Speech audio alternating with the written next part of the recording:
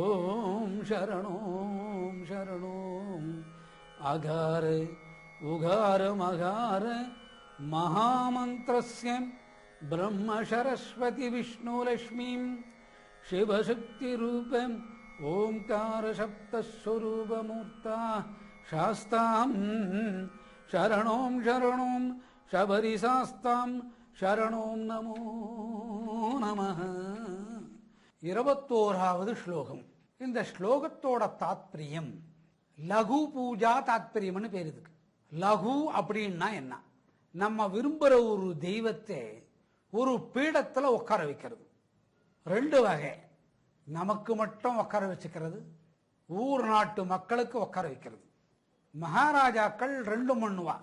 ஊர் நாட்டு மக்களுக்கு உட்கார வச்ச கோவில்லே தான் இறைப்பணியே செஞ்சு முட்டுட்டு அவருக்கு அவகாசமான காலத்துல போய் பார்க்கறது.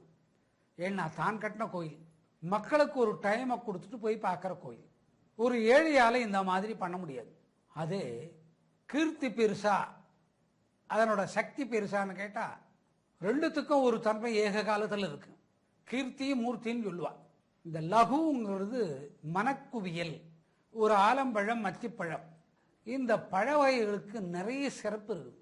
இது ஊருக்கு வெளியே வளரும். இது மனிதனால கூட கண்டுபிடிக்க முடியாது.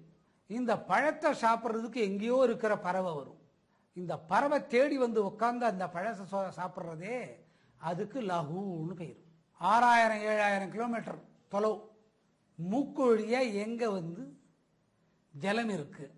அந்த கொக்கூர் ஆறை சில பெரிய பறவைகள் அந்த நீர்நிலை இருக்கிற இடத்தை தேடி வரும். இது வரைக்கும் பாதி லகு ஆண் பறவை அனுப்பிச்சு லொகேஷன் பார்க்க சொல்றோம். அப்புறம் அந்த கூடை அமைக்கிறது, அந்த குச்சிகள்லாம் எடுத்துன்னு வர்றது. அந்த கூட்டை 2 பேரும் சேர்த்து கட்டுவா. இது வரைக்கும் ஒரு லகு. அங்க வந்து தங்கிட்டாங்கன்னா லகு முடிஞ்சு போச்சுன்னு அர்த்தம். அதுக்கப்புறம் ஆண் பெண் பறவைகள் சேர்ந்து முட்டையிட்டு அதனோட இனப்பெருக்கத்தை பண்ணிக்கிறது. எங்கேயோ இருக்கிற ஒரு பறவைக்கு எங்க தண்ணி போறது, எங்க மரம் வளர்றது, எங்க வந்து இனப்பெருக்கத்தை பண்ணிக்கணும்னு தெரிஞ்சு அந்த இடத்துக்கு தேடி வர்றதுக்கு பேரு லகு. இந்த லகுன்னா இனம் தெரியாதவங்க மேல ஒரு ஆசை வர்றது. இனம் தெரியாதவங்க மேல என்ன மாதிரி ஆசை? ஐயோ அந்த பையன் வந்து ஒரு வேளை சாப்பிட்டு போகக்கூடாது, அவன் மகனாவோ உறவோ இருக்காது. அந்த அம்மா கையால எச்சில் பண்ண சோறா இருந்தா கூட வாங்கி சாப்பிடணும். இதுக்கு லகுன்னு பேர். இந்த லகு பூஜையில சேர்ந்தது தான் ஷலச பக்தி. இந்த ஓம் சரணோம் சரணோம் என்ற ஷலச பக்தி 2 வகையான அந்தர்யாமியில் இருக்குது. ஆணுக்கும் இருக்குது, பெண்ணுக்கும் இருக்குது. தாய் மடி கனத்தொடுத்தும் கண்ணுக்குட்டி வந்து பால் குடிக்கணும். இப்ப நியாயமா கண்ணுக்குட்டி யாரோட பால் குடிக்கணும்னா தாயோட பால் குடிக்கணும். தாய் யாருக்கு பால் கொடுக்கணும்? முதல்ல தான் ஈன்றெடுத்த கண்ணுக்குட்டி கொடுக்கணும். எங்கேயோ கண்ணன் முட்டாங்கால் போட்டுன்னு வர்றாரு. அந்த பசு அப்படி திரும்ப பார்க்கறது. அப்ப பசு வேண்டிட்டுதான் இந்த கண்ணுக்குட்டி மடிக்கிட்ட வரக்கூடாது. அப்படி மடிக்கிட்ட வந்துட்டா தான் பெற்றெடுத்த கன்று மொத்த பாலையும் உறிஞ்சு கொடுத்துரும். கண்ணன் அடுத்த முட்டி எடுத்து வச்சார், முழங்கால் அப்படி நடந்து வர்றாரு. அந்த கண்ணுக்குட்டி நினைச்சதான் தாயான பசு நம்மள மறந்துடணும். இப்ப 2 பேருக்கு நடுவில் கண்ணனுக்கு ஆனந்தம் தாங்கல. இப்படி ஒரு 5 அறிவு பிராணிகள் எப்படி இருக்குமோ? இதுங்களுக்கு இந்த பக்தி எங்கிருந்து வந்திருக்கும்? ஒரு பசுவுக்கு இத்தனை நினைவு வருதுன்னா, ஆனா கண்ணுக்குட்டி வேண்டிக்கிறதே அந்த மடியில் இருக்கக்கூடிய பால்கள் எல்லாம் கண்ணனே குடிக்கணும்னு நினைக்குது. இந்த 2 பசுவும் கண்ணுக்குட்டிய நினைச்ச அந்த நனவுக்கு லகு. இது இந்த மாதிரி எப்படி வந்திருக்கோன்னு மனுஷ உருகனாரே கண்ணன். அந்த தன்மை அறியாத வயசு கண்ணனுக்கு. இந்த மகாத்மிய சக்தி இந்த 5 அறிவு மிருகங்களுக்கு எங்கிருந்து வந்திருக்கும்? இது மகாலட்சுமி கொடுத்தாளாம். யாருக்கு? பசுவுக்கும் கண்ணுக்கும். இதுக்கு பேரு லகு பூஜை. லகுத்தன்மைன்னு பேரு. கண்ணன் ஆடி அசந்து போயிட்டார். 5 அறிவு பிராணிக்கு இப்படி ஒரு சக்தியா? இந்த சரணம் சொன்னா லகு பூஜை வழியா 1 முதல் 5 அறிவு வரை இருக்கக்கூடிய உயிரினங்களின் ஆசி கிடைக்கும். ஆசி ஏன் கிடைக்கிறது? ஆபத்தில்லாத வாழ்க்கை வாழ்றதுக்கு ஆசி, அபச்சாரம் இல்லாத வாழ்க்கை வாழ்றதுக்கு ஆசி. புத்தர் போதி மரத்தடியிலே ஞானம் பெற்றால் நீங்க படிச்சிருப்பீங்க. ஆலமரம் அரச மரத்துக்கு அந்த சக்தி இருக்குது, இந்த மரங்களுக்கு அப்படி ஒரு சக்தி இருக்குது, இந்த பறவைகள்லாம் வந்து நின்னது இதுக்கு ஜலஜ பக்தி. குழந்தை கண்ணன் ஆடி அசந்துடுத்து. சரி எவ்வளவு பாலையும் குடிச்சு பார்ப்போம். ஒரு மடி பாலை குடிச்சார். ஒரு மடி பாலை குடிச்சு டெஸ்ட் பண்றார். குழந்தைக்கு வயிறு ஃபுல்லா எடுத்து. உடனே அந்த குழந்தை தன்னோட மாயா சக்தியிலே இந்த பாலை கரைக்க ட்ரை பண்ணுது, ஆகல. இன்ன சத்தை கொடுக்கலாமான்னு நினைச்சு எங்க தான் தாய் பசு. இதுக்கு சலச பக்தி. இந்த சக்தி அந்த உடலுக்கு யார் கொடுத்தான்னா அன்னை மகாலட்சுமி.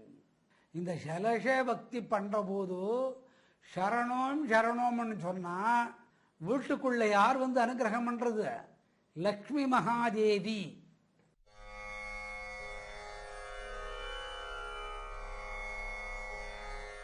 இருமுடி கட்டிட்டு போறவனுக்கு தெரியுமோ? தெரியாது. வருமே 4 பக்தாளுக்கு சாப்பாடு போடுறதுக்கும் வசதி இருக்காது. ஐயோ 4 பேருக்கு சாப்பாடு போட முடியலேன்னு சொல்றது சலச பக்தி. அடுத்த கார்த்திகை மாலை போடுறதுக்குள்ள 20 பேருக்கு ஒரு 5 நாளைக்கு அன்னாகாரம் கொடுக்குற மாதிரி அந்த அன்னாகாரம் கொடுக்கறதுன்னு நினைக்கிறது லகு பூஜை. அந்த சலச பக்திக்குள்ள லகு பூஜை அம்சமா மகாலட்சுமி வர்றா. 10 பேருக்கு சாப்பாடு போட்ட உடனே ஆனந்தமா இருக்கும். இதுக்கு அந்தர்யாமியா, அதாவது அர்த்தம் தெரியாம உருவம் தெரியாம மனசுக்குள்ள நிறைஞ்சி இருக்கிறது மகாலட்சுமி. லகு அம்சத்தை வாய்க்க பெற்றவள் அன்னை மகாலட்சுமி. சலச பக்தி பண்றச்ச இந்த சரணோம் சரணோம் சொன்னா முதல்ல வறுமை போகுது. அந்த வீட்டுக்கு இந்த சரணம் சொன்னா தாரித்திரம் போகுதையா. இந்த தாரித்திரம் எப்படி வருது? முன்னோர்கள் கொடுத்த சாபம். நம்ம முன்னோர்கள் நல்லா வாழ, முன்னோர்கள் இருந்தா இல்லைன்னு நோக்கு தெரியாது. இப்ப அவளோட ஜாதகத்துல பாத்தீங்கன்னா கிரகங்கள்லாம் தாறுமாறா இருக்கும். இந்த தாரித்திரத்தை நீக்கக்கூடிய லகு பூஜை அம்சமான சலச பக்தி சரணம் சரணம். முதல்ல யார் பிரவாகமாகிறா? அன்னை மகாலட்சுமி. லக்ஷ்மியோட விஜயம் பண்றது யாரு? விஷ்ணு. இதுக்கு லகு பூஜை சலச பூஜை. தாரித்திரியம் விலகுது, இதுக்கு லகு பூஜான்னு பேரு. விஷ்ணு யந்திர பக்தி வழியா வர்றது, இதுக்கு சலச பக்தின்னு பேரு. அப்ப இந்த கெட்ட பழக்கம் தாரித்திரத்துக்கு உண்டாக்கக்கூடிய பழக்கம். மது, கெட்ட பழக்கங்கள், போதைப் பொருள்கள் எல்லாம் தெரிஞ்சு சாப்பிட்டாலும் தெரியாத சாப்பிட்டாலும் மறைஞ்சி சாப்பிட்டாலும் மற்றவங்களுக்கு தெரியாம நல்லவன் மாதிரி இருக்கக்கூடிய ஒரு கெட்டவன் நான் இருந்தா கூட இந்த லக்ஷ்மிங்கிற லகுவான சலச பக்தி போகும்போது உண்மையிலே இதை ஒருவன் கையில் இருந்து வெளியே விட்டுடுகிறான். இந்த செல்வங்களை உண்டாக்குதல் உகார யந்திர பக்தின்னு பேர். முன்ன விஷ்ணு யந்திர பக்தி, விஷ்ணு யந்திர பக்தி, உகார யந்திர பக்தின்னு பேர். ஒரு நல்ல பழக்கத்தை உண்டானவன் கூட நம்ம சேரும்போது நம்ம கெட்ட பழக்கத்தினால நம்ம கூச்சப்படுவோம். அந்த கூச்சம்தான் தாரித்திரியத்தை விட்டு விலக்கிறது. இது எழுத்துகள் வடிவா லகு எழுத்துன்னு பேரு. லகு லகு எழுத்துங்கிறதுல என்ன? இஷ் லகு எழுத்து. இந்த லகு எழுத்து வழியா போய் சேருது. யந்திரமெல்லாம் எழுதி கொடுத்து வரைஞ்சி பூஜை பண்றதில்ல, தன்னால இந்த ஏழைக்கு தன்னாலேயே இதெல்லாம் கிடைக்கிறது. இந்த பணக்காரனை விட்டுருவோம் பா, இந்த மனுஷன் போயிட்டு இருந்தார், ரொம்ப துன்மார்கனப்பா, ஏன் தாரித்திரம் இருந்தது, லகு பூஜை வம்சம் தெரியல, இவனை மாதிரி இப்ப இந்த தெருவில் யாருமே இல்லை, இவனை பார்த்து எங்க பசங்களை திருந்துங்கோன்றோம். இது இஷ்ங்கிற யந்திரம், விஷ்ணு யந்திரம்னு பேர் இதுக்கு. உகார யந்திரோ பவந்து. இந்த தரித்திரம் இருக்கச்சே அந்த ஆத்து மாமிக்கு கண்ணத்துல 2 கருப்பு நிறமாய் இருக்கும். ஜென்ரலா எவ்வளவு அழகா எவ்வளவு வெள்ளையா எவ்வளவு கருப்பா இருந்தாலும் இந்த கண்ணுக்கு கீழே கருப்பு எல்லாருக்கும் ஓடி இருக்கும் இந்த இடம். அது ஏன் அந்த மாதிரி ஓடுறது? கண் வழியா தாரித்திரிய உஷ்ணம் வெளியில போகும். இந்த இடத்துல வர்ற கருப்புக்கு பேரு மங்கு. அது வந்ததுன்னா ஒரு ஆத்துக்குள்ள தாரித்திரியம் இருக்குதுன்னு பேரு. கருப்பு மங்கு, கருண் சிவப்பு மங்குன்னு ஒன்று இருக்குது.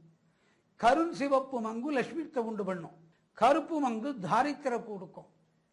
அது ஈஷ்யங்கர விஷ்ணு யந்திரமும் உகார யந்திரத்தின் வழியா இந்த சரணோம் சரணோம் சொல்லக்கூடிய சலச பக்தியில அடக்கமாகுது. தாரித்திரமே போவதையா. விஷ்ணு யந்திரத்தோட சக்தி அடியாள் அவர் தான். வீட்டில் இருக்கிற தரித்திரத்தை அடிச்சு அனுப்புறார். அதனால லட்சுமி வந்த உடனே பின்னால வந்துட்டார்.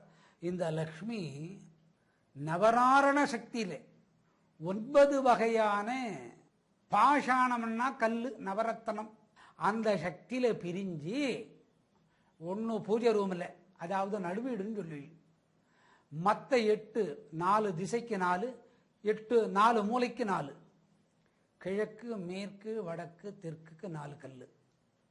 நவநாரணம் வடகிழக்கில் 5, தென்கிழக்கு 6, தென்மேற்கு 7, வடமேற்கு 8, நடுவீட்டுக்கு 9. நவநாரண சக்தியிலே கல் ரூபத்தில் ஆத்துக்கு வர்றா, சோழி ரூபத்தில் வர்றா நவநாரண சக்தி. நவநாரண சக்தின்னா 18 கைகள். லக்ஷ்மிக்கு 16 கை, 8 2 16. நவநாரணம்னா எக்ஸ்ட்ரா 2 கை, 9 2 18. மூதேவியும் தாரித்திரத்தையும் விளக்கிறது 2 கை. ஷ பக்தி, சரணம் சரணம், உகார யந்திரம், விஷ்ணு யந்திரம் இதுக்குள்ள அடங்கி இருக்குது. தாரித்திரியம் போயிடுத்துன்னா என்ன வரப்போகுது? அமைதி வரப்போகுது. அமைதி வந்த உடனே என்ன ஆகி போயிடுது? எப்போ பார்த்தாலும் விஷ்ணு யந்திரமோ உகார யந்திரமோ இஷ்ணுன்னு சொல்லக்கூடிய மகாமேதாவியான பீஜாட்சரத்தோட ஓஷை அபிநய சக்தியும் பிரெயின்ல தாக்கமாகுது. அப்ப பிரெயின் கூலானாத்தான், சலசபக்தி வந்தாத்தான் ஆன்மீகத்தோட பாயிண்ட்டுகளை உள்ள வாங்கும். இதுதான் ஆசானங்க சீடர்மார்களுக்கு முதல்ல அருள்றது. இது நமக்கு ஆகுமா? ஒவ்வொரு பௌர்ணமி அன்னைக்கும் நமக்கு ஆகுது, ஒவ்வொரு அமாவாசை அன்னைக்கும் நமக்கு ஆகுது, ஒவ்வொரு பஞ்சமி அன்னைக்கு ஆகுது, ஒவ்வொரு தசமி அன்னைக்கு ஆகுது, ஒவ்வொரு ஷஷ்டி திதி அன்னைக்கு வருது, ஒவ்வொரு திரியோதசி, ஒவ்வொரு சதுர்தசி பௌர்ணமி. இன்னைக்கெல்லாம் இந்த லகு பூஜையோட சக்தி பிரெயின்ல தன்னால ஒர்க் பண்ணுது. அந்த அகாரம் போனா மகாரத்தன்மைக்கு இருக்கக்கூடிய சைவத்துக்குண்டான சிவன் அப்பப்ப அந்த பழைய நினைப்பை உண்டு பண்ணுவார். கெட்ட பழக்கங்கள் அது சரியாகுது. பிரெயின் கூல் ஆயிடுத்து. இப்போ கெட்ட பழக்கம் போயிடுத்தோ, தொழில் செய்யணுங்கிற வழக்கம் வந்துடுத்தோ, ஓனர் ஆயிடுத்தோ. சாதாரண மனிதன் தொழிலுக்கு ஒரு ஓனர் ஆயிட்டார். என்ன போயிடுத்தோ? லகு பூஜையினால தாரித்திரியம் போயிடுத்தோ.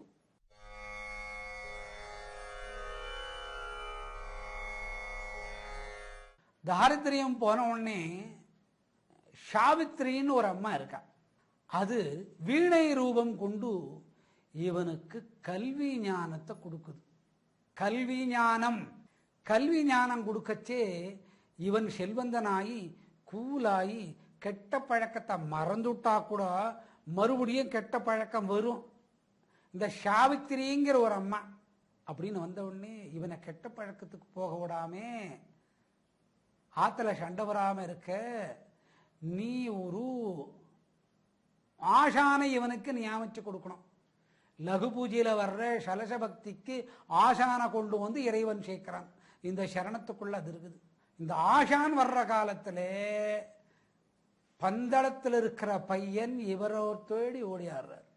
இதுக்கிடையில இந்த மனிதன் தாரித்திரியம் நீங்கினதுனாலே செல்வந்தன் ஆயிடுறான். அந்த செல்வத்தினால அன்னதானம் 10 பேருக்கு கொடுக்கணும், சாப்பிட்டு போறவா வாழ்த்தணும். இந்த லகு பூஜைக்கு சொந்தக்காரி இருக்கிறாளே லக்ஷ்மி தேவி, அந்த அடியாள் விஷ்ணு, துவரையாவும் துவரை அரிசி எள்ளுக்குண்டான எண்ணெய் இதுவெல்லாம் ரூபமாகி வீட்டுக்கு வர்றாங்க. காசு கொடுத்து வாங்கினா வருது. இந்த லகு பூஜை அம்சத்தினாலே அந்த துவரை வேகச்சே மனமா அந்த வீடே வாசிக்குது, மனத்தை சுவாசிக்கிறது.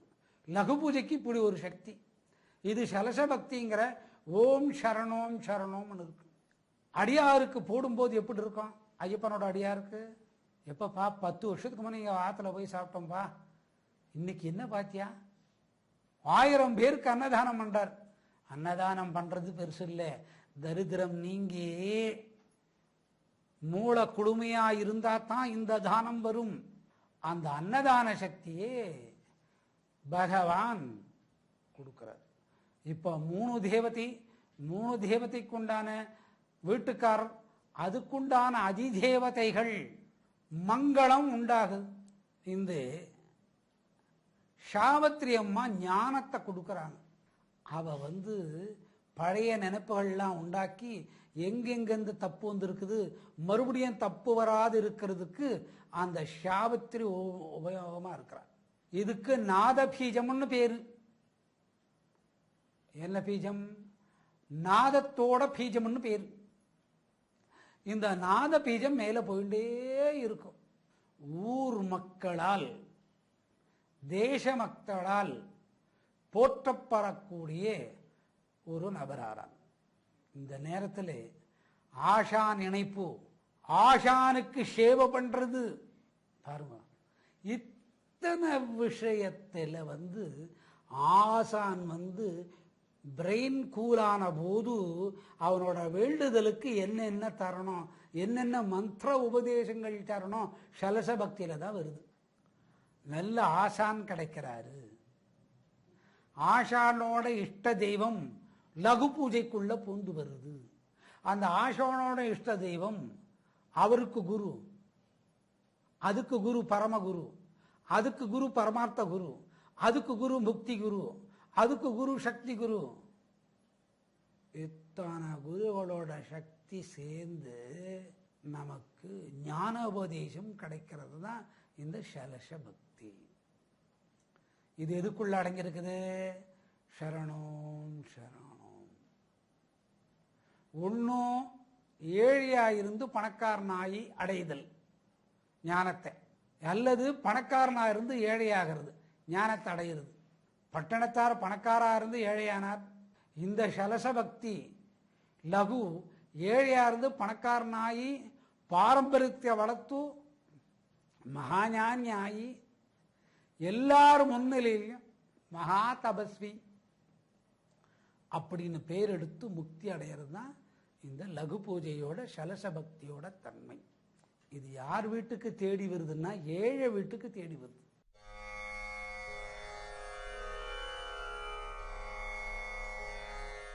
எல்லா செல்வம், குழந்தை இல்லைங்கிறது இல்லை, பணக்காரன் இல்லைங்கிறது இல்லை, எவனோ சும்மா செத்து போறவன் கூட இவனுக்கு பாகம் கொடுத்துட்டு செத்து போடுவான். அது இவங்க வீட்டுக்கு சொத்தா வந்துடும். ஏற்கனவே 800 கோடி இருக்கும், அவன் ஒரு 5 கோடி, 805 கோடி, அது வட்டி கொடுத்தா 810 கோடி. இந்த மாதிரி செல்வங்கள் குறையாத நிலை, அந்த இடத்துல புகழ் நிலை. இதுக்கு தான் குபேந்திர பதவின்னு பேரு. அதாவது நம்ம ஒருத்தருக்கு முதல் கொடுத்தோம், இத்தனை பைசா வட்டிக்கு. இந்த வட்டியை எண்ண முடியாது, அவ்வளோ பெருகும் வட்டி. இதுக்கு குபேர சௌபாகிய சம்பத்துன்னு பேரு. இப்போ குபேரன் வெங்கடாஜலபதி கிட்ட ஏன் அசல் வேணான்றாரு? வட்டி அவர் கொடுத்த அசலை விட ஜாஸ்தி ஆயிடுச்சு. வட்டி காசுலு வாடா கோவிந்தா. இதெல்லாம் குபேர சௌபாகிய சம்பத்து கொடுக்கக்கூடியது தான் சலச பக்தி. எந்த பூஜைக்குள்ள அடங்குது? லகு பூஜைக்குள்ள அடங்குது. லகு பூஜை எங்க அடங்குது? சரணத்துக்குள்ள அடங்குது.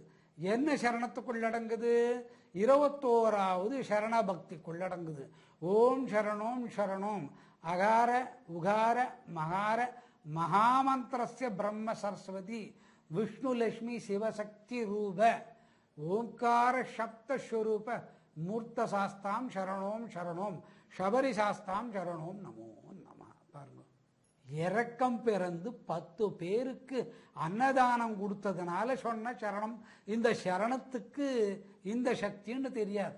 ஆனா ஒண்ணு தெரிஞ்சுக்கிறானாக்கும், எதை விடப்படாது, ஐயப்பனை விடக்கூடாது, எதை விடக்கூடாது, அந்த 18 மலையை விடக்கூடாது, எதை விடக்கூடாது, அந்த 18 படியை விடக்கூடாது, எத்தை விட்டுறக்கூடாது, சரணத்தை விட்டுறக்கூடாது. என்ன சரணத்தை விடக்கூடாது? சாமியே சரணமாப்பா விடக்கூடாது.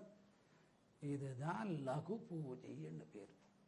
இந்த லகு பூஜையில மகாசக்தி யந்திரம் தந்திரம் மந்திர பக்திகள் சேருது, உச்சாடனத்துக்குள்ள அடங்குது. உச்சாடனம்னா திரும்ப திரும்ப திரும்ப திரும்ப சொல்றது. மந்திர ஸ்லோகங்கள், தெய்வங்களே வந்து தீட்சா மந்திரத்தை மூளைக்குள்ளே நாக்குக்குள்ளேயும் எழுதி வைக்குது. பொய் அப்படின்னுவீங்க. எல்லா பெண்கள் இடத்துலையும் போனார் அருணகிரி. மலையில இருந்து விழான்னு பார்த்தார், மனசு வரல. கிளி கோபுரத்தில் ஏறி நின்னார், தொப்புன்னு விழான்னு பார்த்தார். அப்படியே முருகா அப்பா நீ ஏண்டா விழுந்தே, இன்னும் எவ்வளோ வேலை இருக்குது. நாக்கன்றிட்டுனார், எழுத்து எழுதினார். மந்திரோபதேசம் பேர். முத்தை தருவத்தி திருநகை அத்திக்கரை சக்தி சரவண. எடுத்த உடனே முத்தை தரும், அதில் பக்தி வரும் அப்படின்னு சொன்னார். இதெல்லாம் என்ன? மந்திர உபதேசம். அனைத்து பாவங்களும் அருந்து போகும் மகாசக்தி இந்த சலச பக்திக்கு இருக்கு. மூதேவி தாரித்திரத்தை எப்பவுமே விரட்டி அடிக்கிறது. விரட்டி அடிக்கிறது பெருசு இல்லை, மறுபடியும் அது ஆத்துக்குள்ள வரக்கூடாதோன்னு, அது ஆத்துக்குள்ள வராம இருக்கிறதுக்குள்ளான சக்திகளை கொடுக்கறது தான் இந்த லகு பூஜையான சலச பக்தி. இதுக்கு ஓம் சரணோம் சரணோம்னு 21வது ஸ்லோகத்துக்குள்ள வருது. ஏழைய உயர்த்தக்கூடிய பாங்காளன், அதாவது friend, my dear friend. My dear ஃப்ரெண்ட்னா குரு சீடன். டியர் ஃப்ரெண்டை வச்சுதான் மகாபாரத யுத்தத்தில் சண்டையை ஆரம்பிச்சார். சன்னை வச்சு ஆரம்பிக்கல. சன்னை வச்சு ஆரம்பிச்சிருந்தார்னா கிருஷ்ணன் முக்காவாசி பாதி வரும்போதே கண்ணனை விட்டுட்டு அவரே சண்டை போட்டிருப்பார். டியர் ஃப்ரெண்டை வச்சுக்கிறதுனால என்ன ஆச்சு? 18 நாள் பாரத யுத்தம் முடிஞ்சு அரசபதி வந்தது. இந்த இறைவன் நமக்கு டயரா வர்றார், டியரிங் லார்ட். அப்படியே வந்து நம்ம பக்திக்கு மிச்சி, அம்மா லட்சுமி மகாதேவி இந்த ஆத்தை விட்டு எப்பவும் வந்துடாதிரி, நான் இந்த ஆத்தை புகுந்த ஆத்தா எடுத்துக்குன்னு இந்த ஆத்துக்கு நான் மருமகனாயிடுறேன். லகு பூஜையில யார் மருமகனானது? விஷ்ணு மருமகனானா அந்த வீட்டுக்கு அந்த பொண்ணு லட்சுமி என்ன ஆகுது? பிறந்தாத்து பொண்ணாகல்ல. அதுதான் இந்த சரணம் சொல்லுது. பிறந்தாத்து பொன்னால் லட்சுமியை வரிந்து கட்டி கொடுக்கக்கூடிய ஐயப்பன். இவ்வளோ செல்வம் வரலன்னா எவனாவது அந்த காட்டுக்கு போவானா? எவனாவது சரணம் சொல்லுவானா?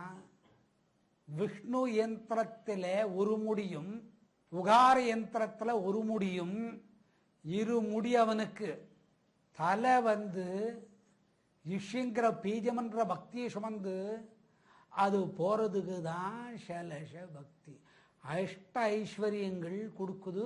தாரித்திரியத்தை விலக்கி ஐஸ்வர்யங்களை நிறுத்துறது சலச பக்தி. லகு பூஜையில் வரக்கூடியது தான். இதுதான் 21வது ஸ்லோகத்தில் இருக்கக்கூடிய ஓம் சரணோம் சரணோம்.